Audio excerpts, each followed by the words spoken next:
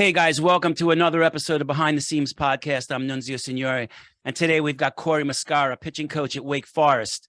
Muscara graduated from Franklin Pierce with a degree in history in 2009 and has over a decade of collegiate coaching experience, elevating multiple programs' pitching staffs to new heights.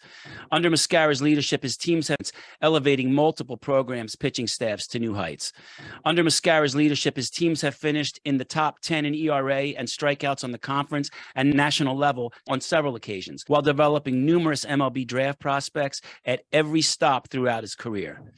He began his coaching career at Southern New Hampshire in 2010 before Binghamton for the 2011 campaign.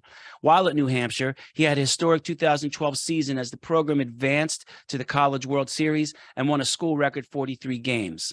He then moved to St. John's, where during the 2013 to 17 seasons, he coached 4 All-Americans, 2 freshman All-Americans, and 3 straight of Muscara's Red Storm hurlers were selected in the MLB draft during his tenure, while a duo signed free agent minor league deals. St. John's also posted the 8th lowest team ERA in the country during the 2017 campaign, while fanning a conference best 406 batters in 2014.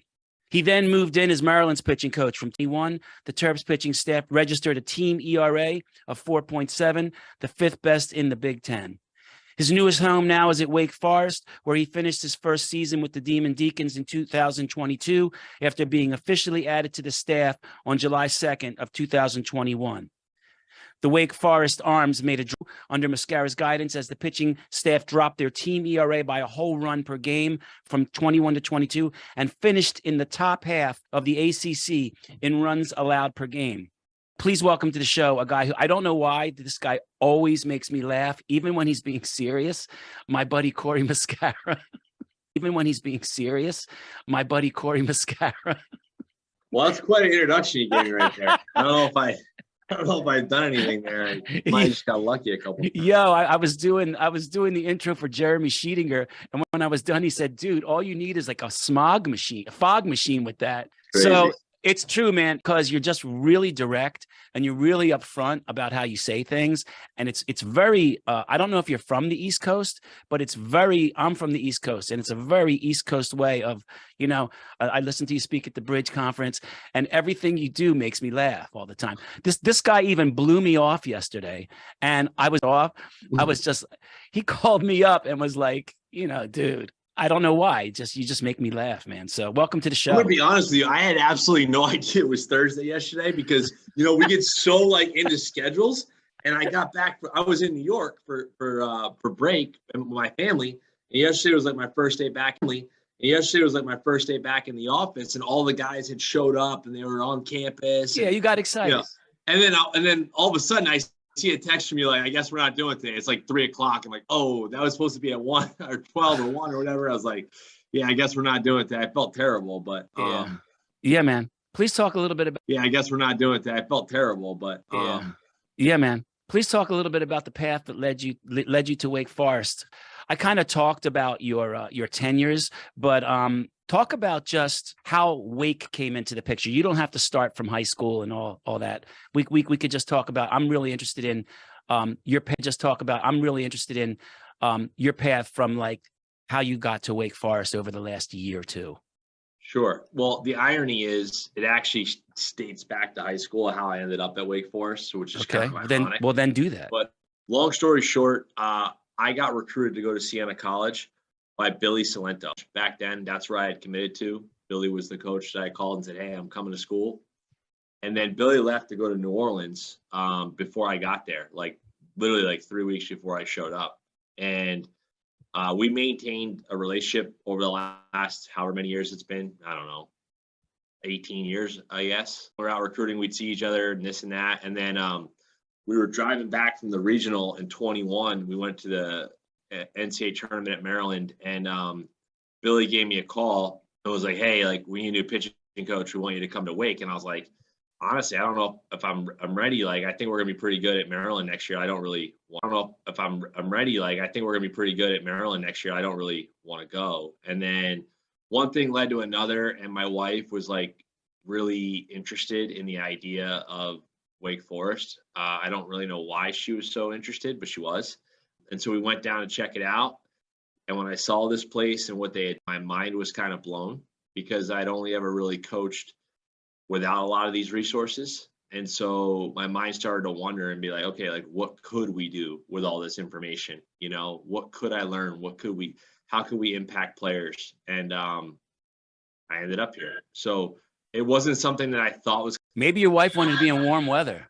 Yeah. I mean, on the Warmer contrary, it was more like I was like, no, I'm all set, dude. I'm good. Thanks. And then it was like, the more I like got to know Coach Walter and the situation, and it was one of those things I couldn't say no. Right. So 14 years ago, or maybe 12 years ago, iCality was one of the first facilities after Driveline, I believe, that I knew of that was using technology, was using video analysis, was using Rhapsody, was using all these things. And I remember coming to my facility for a seminar, and you just said to me, you know, this is like one of the first facilities that I've coached at that had the seminar. And you just said to me, you know, this is like one of the first facilities that I've coached at that had these resources, right? So what I admired about you was that you really knew what you were talking about from just a pure coaching and visual aspect. And I really, really respected that. Coaching and visual aspect. And I really, really respected that. What I really thought was funny is that the technology was so new that you and some of your cronies that you were with were I was with Phil Kandari. I remember it clear as day. We were on a panel. It was me and Phil. I'm right. 12 years old in the game at the time.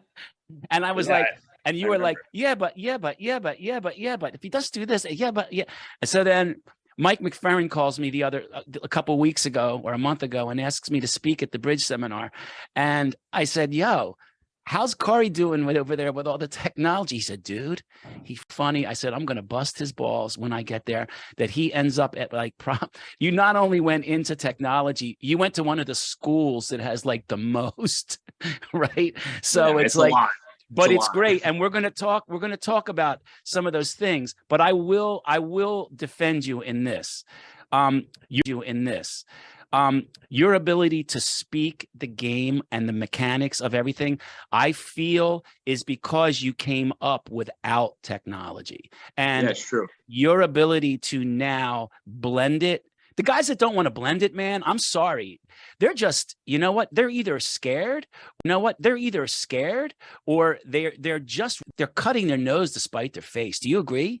Yeah, it's like having all this stuff is like a cheat code when you're playing a video game. Exactly. You know, it's like everybody's trying to get that cheat code, you know, like it's like we were playing Mortal Kombat in the day and you wanted to have that sick fatality. So you had to get the cheat code like that. Sometimes like, okay, listen, I know what I'm seeing with my eyes and I can feel it in my gut. So I'm not even going to pay attention what that's telling me right now. And you know when to turn it on and when to turn it off and when to use it and when not. You have the ability to take it and, you know, you can weigh it on the scale and figure out what you want to do with it. So kudos to you to make you feel comfortable. Which is like not hard to do. When have you never seen me not comfortable? I mean, come on. Like, if we're talking baseball, this is like my happy place. Like, exactly. So let's talk some baseball. You talked about some of the things that are not. I've heard you say it at the seminar that are not okay for new recruits showing up. For your freshman guys showing up, what is not okay for new recruits showing up? For your freshman guys showing up, what is not okay for new recruits showing up on day one? Yeah. So. Look, for me, I call them the non-negotiables, right? Like these are the absolutes, okay? And the reality of it is we can have guys that have really great stuff, but if they can't manage the game, okay? And what I mean by that is like if you tip all your pitches, so you have a tell, right? Like your gloves open, you're showing everybody what you're throwing. Maybe your elbow wiggles every time you throw a pitch, or you come set at a certain double set, whatever it may be. If you have these tells, you're telling the rest of the team, all the other teams what you're throwing. And nowadays, there's so much video in college baseball. When I came up, again, I feel like a dinosaur. I'm not even that old, but I feel like a dinosaur with how much this game has changed. When I first started, there was no video. Like if you wanted to watch a team on video, you had to literally like VHS a game that was on like Fox Sports Net. And you had to be lucky enough to know that they were playing at that time, sit there with a recorder, tape it, and maybe you'd get a game, maybe. And I mean, I think in my first all 5 years at St. John's, I maybe saw 2 games on video before we played somebody. Free pitch is documented, recorded, Yeah. we have true media. Like I can filter through anything I want to. So like I'm watching 35, 40 hours of video a week. So with that, we can pick apart tells. So like if you're doing something, we're gonna know. Like we're gonna go in the game like fastball and we're gonna call it. You know, all of college baseball does ball and we're gonna call it. You know, all of college baseball does that. It's the same thing with the signs. That's why you see everybody with the wristbands now, because with the advent of synergy, all college baseball teams could sit there all week with managers and stuff like that and decode everybody's signs. So when they get on second base, they would know everybody's sign packages. And if you weren't like incessant, so many other things like that, right? So for me, I look at it like this way. If our objective is to win baseball games, we need to control the variables that are controllable, right? What is controllable that doesn't take talent? Controlling the running game, okay? If we can keep the runner at first base and no matter what our stuff is, if the guy's not in scoring position, we have a better chance to prevent runs and win baseball games. Right. And a lot of people think like, oh, if you worry about your leg time, like you're going to sacrifice stuff. That's not true. I have a lot of data points to show that. So what we do is like we figure out like where's like and the irony here is this, Nuns. If you really pay attention to leg times a lot, you'll actually start to find kind of that happy place if you have a stopwatch. I got this from Ed Blankmeyer, my mentor. He's like the Yoda of baseball, but he would have me have a stopwatch all the time. And you'll start to find like certain guys in their delivery, they have a leg time and you'll start to find like certain guys in their delivery, they have a leg time that like usually gives them better stuff, and usually it's faster, believe it or not. And so for like, we had a kid last year, our midweek starter, like he was not great with leg times. He'd be like a 1.4, 1.45, which is higher than I like. And every time he was higher than I like, and every time he was a 1.4, 1.45 with nobody on base, because he only pitched out of the stretch. With nobody on base, he'd be like a 1.4, 1.45, and he wasn't any good. And every time guys got on base, he'd be good. So then finally, I was like, dude, like, do you ever think that like your stuff's just better and you're more on time when you're just pretend there's somebody on base? Yeah. And so what I started doing, and I had him in warmups going into a game be a 1-2, and he pitched great the rest of the year. So we make a big deal about leg times, holds, okay, like making sure guys can vary their holds, not tipping pitches, concealing the ball in the glove. Those are absolutes. Time between pitches is an absolute for us. I believe that the hitter, right? So if we can make guys go faster, that's advantage us. If we can slow them down, advantage us. We're the maestros, right? So we want to be able to dictate timing and tempo, right? So we train it all the time to the point like every single bullpen we have here, we track time between pitches. And now, in college baseball, there's a 20-second time between pitches. And now, in college baseball, there's a 20-second clock between pitches. And I tell my guys, like, if that thing hits 14, I'm not happy. Like we want to try to throw pitches every 11 to 12 seconds.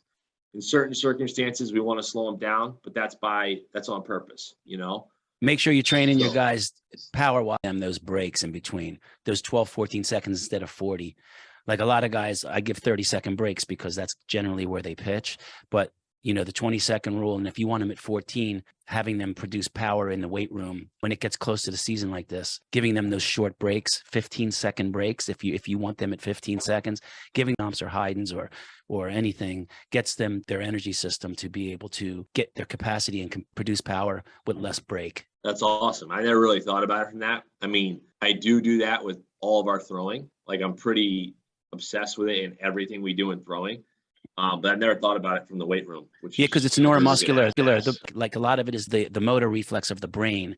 So whether they're lifting weights or they're jumping or they're sprinting or they're doing anything, if they're doing it for a really short time, 8 seconds, 5 seconds, doing it in the weight room, it just starts to remap the motor pattern of the body, and it will show itself, on the mound, the motor pattern of the body, and it will show itself on the mound. They won't gas out in the third inning. A guy's velo starts to go down. That means he's not adapting to the 14 seconds that you're looking for. I love it. Makes perfect sense to me. I think that's one of the things that I don't know. I don't know how or why, but like whenever someone has new to like, obviously you got to vet it a little bit, but I'm always more on the willingness to try new things than I am to be like, no, it doesn't work. You're making them a better athlete, basically. That's all you're really doing. They're not gassing out. Simply put, I don't talk a lot about throwing strikes. I talk a lot about making swing decisions, Right. which is obvious. I don't want I want people to be aggressive, right? And you could throw a really quality pitch. It's not a strike, but it can induce a swing decision. And many times that's better. So I talk a lot about swing decisions. Those are my absolutes. If you can't do those things, then you're not functional. It doesn't look, stuff matters, right? I'm not one of those old school dudes that like, we don't want stuff. Like, that's not true. Everybody wants stuff. We need stuff. However, you can have all the stuff in the world, but if you can't do those things, it's not usable. So when the guys show up, I mean, this guy's, you've recruited this guy. He shows up, you're saying it's not okay. Do you actually have 5 or 6 things? Is that an actual physical checklist that you go through, or do you just go through it in your mind? No, we chart everything. We chart everything. Everything every day. Great. Everything every day, and it's posted every day. Every day. So let's talk about reverse engineering the process, building out your systems. 3 things that you mentioned were ball flight, mechanical analysis, and movement and strength issues. Can you speak upon the reverse engineering process of those 3 things? Sure. So I say this every single day on repeat, but ball don't lie. Everything starts with the ball, right? Because if you make mechanical changes or you do things to change how someone's moving, and it's going to impact ball flight. So if you have to make an assessment on what someone's ball flight is first and what they're bringing to the table. Because if you're going to make a change, and maybe a guy's like, I'll give you a great example. Okay? So this is really great because for those of you listening at home, I had Nunzio train Ryan Ramsey one off season. I believe it was like his sophomore or junior summer. Ryan Ramsey was the state pitcher of the year in New Jersey. I recruited him to go to the University of Maryland. I remember. Yeah. And so anyway, so he set the New Jersey single. Yeah. And so anyway, so he set the New Jersey single season strikeout record his junior year of high school. Same year Jack Leiter was in New Jersey, and he was the state pitcher of the year. And his next year, he put on a bunch of weight, got really strong, started throwing harder. So his junior year, he led the got really strong, started throwing harder. So his junior year, he led the state in strikeouts at 86 to 88. The next year, he was like 88 to 91 and had gotten more physical.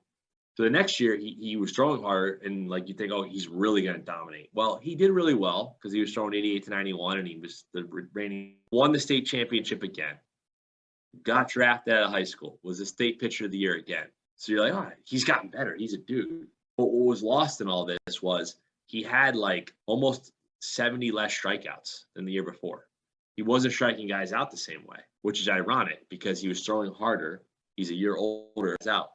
And it went unnoticed. Nobody noticed it. I didn't notice it. He didn't realize it. No one noticed it.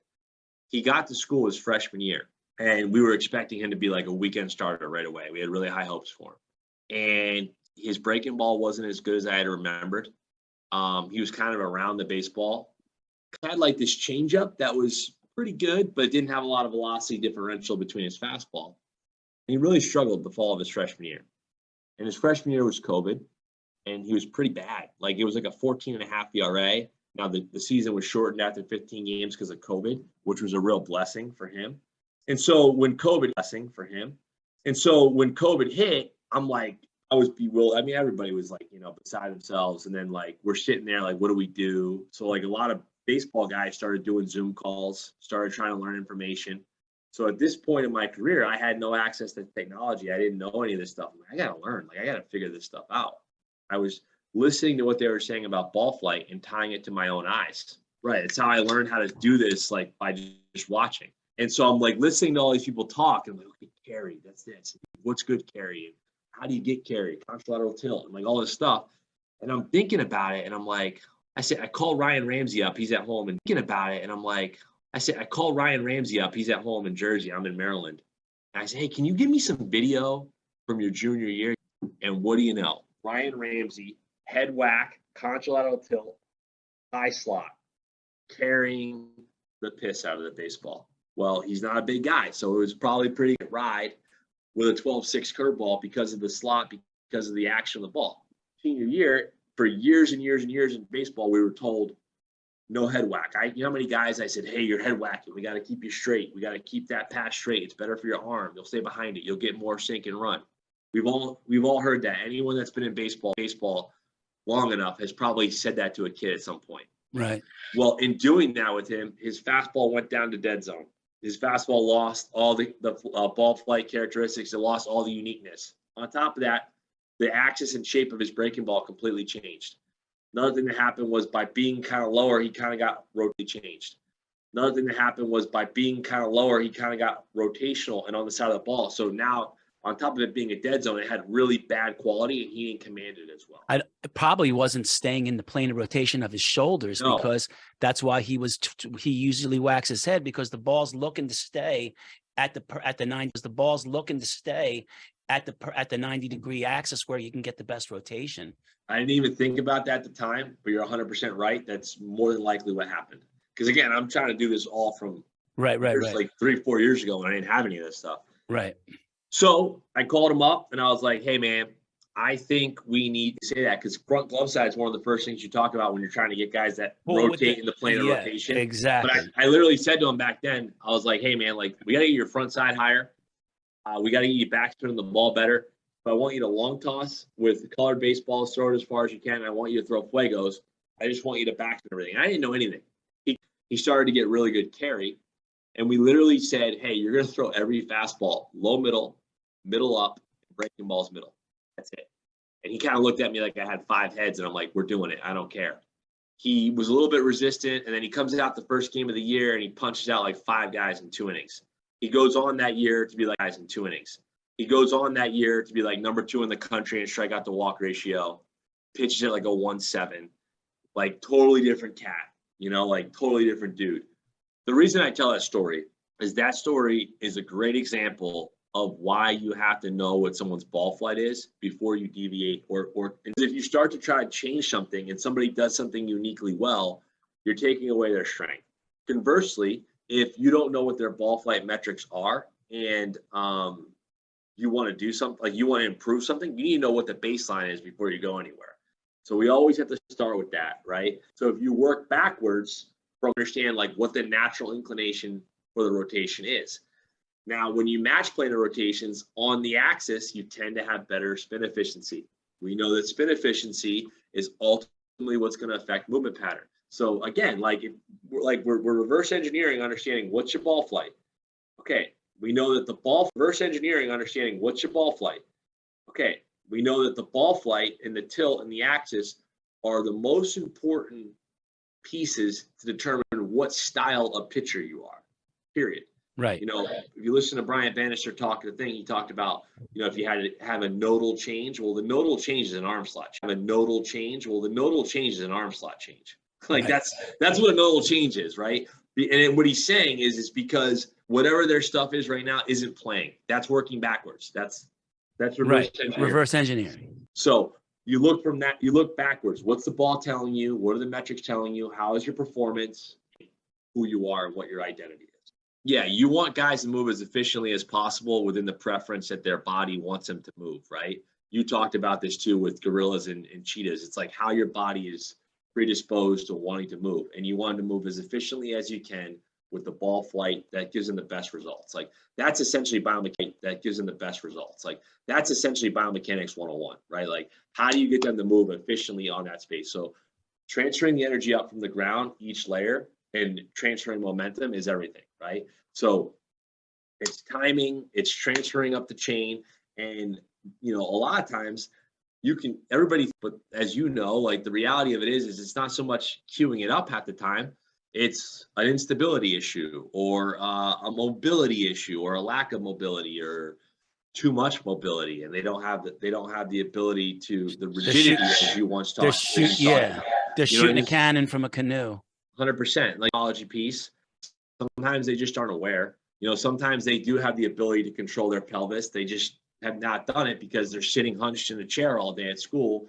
So it's all that. Like it's understanding like the big things that we're always looking at, like is his arm inside 90? Is he rotating? Again, guys that rotate outside 90, a lot of them They're not spinning it usually as efficiently. They're on the side of the ball. So again, ball don't lie. There's your clue. Yeah. Planar rotation, again, like guys that have bad planar rotation generally have bad spin efficiency. Ball don't lie. So like your clues are there, and spin efficiency. Ball don't lie. So like your clues are there, and I've sat my whole career behind a pitcher watching the ball flight. When I watch pitchers, like it's kind of funny. Like I'll look at like their body, like say this is their body, and I can see their body, but I watch ball flight, and it's telling me what's happening. So we do ball flight analysis first. Number two, when we see what they got for a ball, now I want to say, okay, is there limitations? Is there a lack of stability? Is it hypermobility? Like, where are we? What's the issue? Does he not have range of motion? Because we can't make changes to a guy that can't move. Right. Mm-hmm. The delivery cueing is actually really the last piece of it all. Right. Mm-hmm. The delivery cueing is actually really the last piece of it all. Same as we walk in. Guy comes in, he gets a table assessment. We look at range of motion. We check his explosiveness on a force plate. We go in and we look at his strength numbers with VBT in the weight room. Then he comes in, he warms up, he throws, we video him, and we do a mocap. And now we have all the information that we need. Clinical analysis in the middle, kind of, you have to draw from two things, You have to draw from his mobility or his stability or his strength when you see something with his ball flight. That's what you're 100%. saying, basically, right? 100%. Yeah. And a lot of times, what I've seen in short time here is it's crazy, like how much more consistent, like command shapes, how much shapes have improved on all of our pitches just from understanding like what their deficiencies were in movement and trying to increase and enhance them a little bit. It helps them get through those transitions. It helps them transition through those positions better. If they get caught up in the middle of it, then the timing issues start. And that's where number 3 is their mechanical analysis. Yeah. That's why it's so key. The one benefit these kids have is this type of training at a young age. So you don't develop those compensation patterns, those compensatory patterns that cause those injuries, that create scar tissue, that create all these things. So these guys have exactly you said. They sit all day looking at their phone. They don't go out and play games anymore. So they don't know how to transition through positions well because they don't climb trees and they don't ride bikes and they don't do this shit. You know what I mean? So it's and the other problem, going back to this, you talk about transitioning movements and stuff like that. It's the total lacking from cross training, right? Multiple sports and stuff like that. Like, oh, I got to catch a football right here. Oh, I got to do this right here. Like you learn these things and you learn through play. The body's capable of moving in all kinds of ways, but you must train the body to move in all kinds of ways. Like it's that whole jungle tiger theory. You know what I mean? Like Franz Bosch. It's that whole jungle tiger theory. You know what I mean? Like Franz Bosch. Right. What is that from? Is from Bosch? Dynamic systems theory, just moving, changing the pattern, chaos training. Mm-hmm. Just changing the pattern. I so you have to constantly adapt. For me, it's not the be all end all like most people think it is, but it's unbelievably better if they have a good strength base. To make them a well-rounded athlete, like you have to give this guy a little of this and this guy a little of that. Give them what they need. Still understanding what their strength is, right? Like we still want him to be strong. Don't take away elasticity from an elastic guy. Make him stronger without sacrificing his elasticity. And don't take 100%. Stiffness away from a strong guy. That's the whole art of doing this, is giving him what he needs without taking him away what he has. And it's the same concept in ball don't lie. It's like, okay, you got this guy at a high level. Why'd you get him? Awesome. I want to talk about one more thing before we go. I heard you speak at the Bridge seminar. I really loved the time you spent speaking about creating routines. Okay, forming habits, working on the mental game. I remember when I was down at Maryland, I was actually doing a research paper on plyometric training and leg times, if you remember, off of those Haydns off of a jump mat. Yeah. Outside and worked with your guys. And when I walked outside, all your guys were sitting on like buckets or on the floor against the wall in the bullpen. And you were sitting there and they had a notebook, and every one of them had a notebook and a pen. And they were just sitting there and you were talking to them. Talk about, is that part of these forming habits and working on them you still do now to this day? And what was that you were doing? Yeah. So it's kind of funny you say this. I was actually in a deep conversation with one of our guys about this, new year. Everybody's got new habits. Like we're starting the year off, like 2023 is gonna be the best one yet. Yeah. And so like 2023 is gonna be the best one yet. Yeah. And so like I've gone like I'm big on morning routines, and there's been points in my life where like I've been nails for like a year straight. And then there's been times where I'm not great at it. There's been times when I've been nails with my diet and nutrition, 35 pounds heavier than I should be. And I've gone through these ebbs and flows quite a bit. But what I know to be true, Sar, for anyone that's successful, when you're able to organize your time and you have the proper sleep, right? Like you, not just the amount of sleep, but you go to bed at the right time, start your day off right. When you start your day off the right way with the right habits, these habits compound, right? James Clear talks about it in Atomic Habits, but habit stacking, right? Like you do one thing and you create that success and that snowball that goes down the mountain. So I really try to get my guys to understand that. What that does is when you start to do those and you feel really good about it, right? It makes you crave it. Your body craves it, right? You reduce stress in the body. There's all these different. If you listen to Dr. Andrew Herberman, he talks a lot about what this does for the brain and energy and all the chemical receptors in the brain on that as he is. But you just become addicted. You become addicted to taking care of yourself. 100%, and it feeds another great habit. And then so what happens is you start to understand this, like, okay, well, like I want to be a great pitcher, right? So like I need to control my mind. I need to be able to really dilate and focus in the moment. And so how do I do that? Okay, I have to go in and out of focus, right? I have to learn how to go in and out of focus. How do you go in and out of focus? You control your breath, right? You control your breath, you control your heart rate, you control your thoughts. And that's why meditation and breathing is so important, because it allows you to create more energy and more time in your days. So the reason I have guys journal, I'm a big believer in like the law of attraction and thinking the right way, right? So I believe that if you're in a state of gratitude, right? If you're very thankful for where you're at and you're very appreciative for the current place that you're at and you're very appreciative for the current place that you're in, you're going to attract more.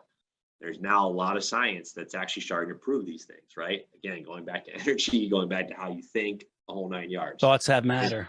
100%. And so like I talk all the time, like so many times guys have performance anxiety because, right? Well, let's get to the root of why you think the worst. Okay. It's okay that you're thinking the worst, but let's figure out, well, what is it? Who are you? What are you trying to get out of this? Just simply addressing it is key. Yeah, 100%. It's the same thing like having an identity, right? Like guys can't throw strikes if they don't know who they are. Well, you're going to have a tough time being confident and being comfortable in your own skin if you don't know who you are. If you don't know what you believe in, if you don't know what you love, if you don't know why you do it, how can you truly be confident, right? And so like, and then if you then like peeling back the layers even more, like understanding like, okay, this is what you want. This is the result. The result is only a byproduct of your habits. Now we go feeling about all these habits that are part of our day to day. Then we go into skill acquisition habits. It's the same concept, right? So you have to do these habits daily to be able to evoke change in your delivery, to then evoke change in the ball flight. And then, okay, what happens again is the snowball keeps going down the mountain is, man, I did X, Y, and Z really well. I know why I'm doing it. I believe in it. I'm going to do it again and again and again. Now you're out there on game day like, this is who I am. And this doesn't define me. The result doesn't define me now because I've done all this work to be who I am. You know, these habits are who I am. I can only say this because I've been on this path and journey for a while. I've been and I've deviated it plenty of times. We try to infuse this holistically into everything we do. The importance of the timing of sleep, like not just duration, but like when you go to bed, how you go to bed, when, because it affects when you wake up. Right. We talk how you go to bed, when, because it affects when you wake up. Right. We talk about the pre-throw and how important that is. And we talk about this creating time to evoke change in how you move. We talk about our preparation. And our belief is that, you know, we never have all the answers, but if we try to infuse all of these things in a better person, you're gonna get a better player. You know, you're gonna get a more organized player, you're gonna get a more intelligent player. So when I have guys write these things down, a lot of times I'm having them write down what they learned. I'm having them write down what they're thankful for. I'm having them write down their goal for today. I'm having them write down what they did. because I want them to take ownership. Talking about breathing and we spent an hour like we are now talking about breathing and focus and attack. And I told him that for the last 35 years, 40 years, I meditate. I meditate I would say probably 1 to 2 times a day. But there has been periods of time, like you said, you've been a hypocrite. Shit happens. And all of a sudden, just all of a sudden, you get off the rails. You know what I mean? And you kind of have to get back on. And I will tell you that every time I had a routine and every time I stuck to that routine, I'm talking about for years, you know what I mean? And then I stopped. Those periods where I stopped, thing that made me start again was I felt like I was coming unglued. I felt like my body, my brain, everything was coming unglued. They were some of the times when I had some of the worst circumstances happen to me in my life, because I think you're drawing that energy to you. You're actually drawing some dark stuff that comes your way. And as soon as you, like you said, as soon as you feel good about yourself and you realize what's going on, good things start to happen to you, including your performance on the mound. So yeah, you create a winning atmosphere by being a truth teller. I think Coach McGrath really hit this on the nail on the head. You stick with them and you tell them what you believe in. You try to find people. So like it again, reverse engineering everything.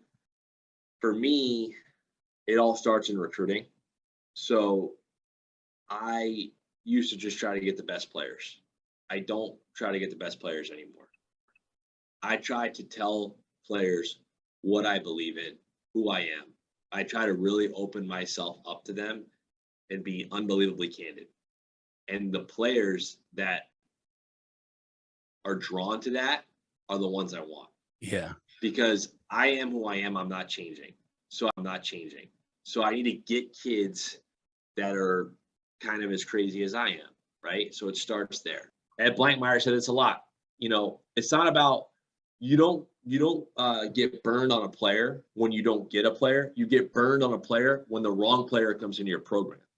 And that's a great way to think about it. That's a great statement. It's not like, oh, I missed out on Johnny, he's so good. It's, I got Joey and he's a turd. You know what I mean? Like, yeah. Then you really did get burned. Yeah. And that's so you need to avoid, you don't need to get the greatest Johnnies and Joeys. You need to get the people that heighten your culture, the people that love being there. So why I say it needs to be fun, like guys have to look forward every day to be in your place. This has been great. I'm going to tell you why this has been great, because I got a chance to just not talk so much because you talk a lot. Too much. My wife tells me my New Year's, you know what she told me my New Year's resolution should be? That I say less. I was like, she told me my New Year's resolution should be that I say less. I was like, all right. I have to disagree with that a little bit. You know what I mean? But how can guys reach you on social media? Reach out to me. If you don't have my number, try sending an email, try the Twitter thing. You know, coming to our camp, and this isn't a shameless plug on camps, this is the truth. Every single kid we've recruited in the last year and a half has come to a camp. And part of it is I want to talk to them. I want to see them. I want to interact with them. I want you're an in the moment guy. 100%. Like I want to know how they respond to things. I want to see that. Great. And so like guys that come to camp is huge. Like if you don't know how to get in front of us, like camp is huge. Like if you don't know how to get in front of us, like come that way, you know? So you guys can reach me on Twitter at Nunzio Signore, or my facility at RPP _baseball on Twitter or Instagram. The website is rocklandpeakperformance.com. And the book I have out on VBT, Velocity-Based Training, How to Apply Science, Technology, and Data to Maximize Performance, published by Human Kinetics, and you can get it on Amazon. We've been with Corey Muscara, pitching coach for Wake Forest, and a guy with a plethora of knowledge, the ability to talk about it. So, Corey, thanks, man, for being on. You want me to know what you're doing? You want me to give the email and the Twitter so they can actually do that? Sure, if you want. Yeah. Let me throw it out there. So my email is it's Muscarc, MUSCARC @wfu.edu. And my Twitter, I believe, is like @CoachMoose31. Those are the two best ways. And then that's another good way there too as well.